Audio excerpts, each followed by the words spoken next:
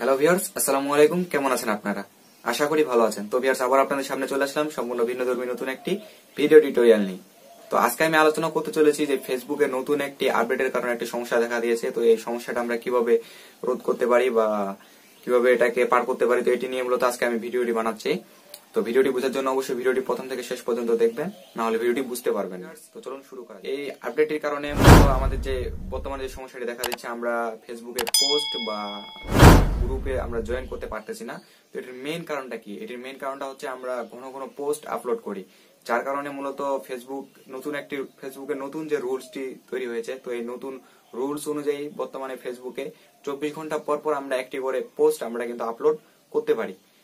ওকে, তো আমরা কিন্তু অনেকে আছি যারা মনে করেন ঘন্টায় ঘন্টায় আমরা কিন্তু পোস্ট করি। তো সেক্ষেত্রে এই সমস্যাটি মূলত আমাদের দেখা দিচ্ছে।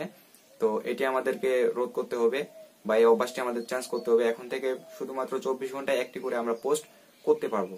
আর হ্যাঁ, অবশ্যই যে পোস্টটি আমরা করব, তো সেটি কিন্তু আমাদের অবশ্যই ফেসবুকের যে আইন অনুযায়ী কিন্তু হতে হবে। তো ফেসবুকের আইন অনুযায়ী অনেক সময় অনেকে ভায়োলেন্স পোস্ট করে থাকে, তো সেক্ষেত্রে মানে আমরা কিন্তু ব্লক খাওয়ার সম্ভাবনাটা আরো বেশি করে পেয়ে দেয়। তো আমরা অবশ্যই এগুলা থেকে বাঁচার চেষ্টা করব।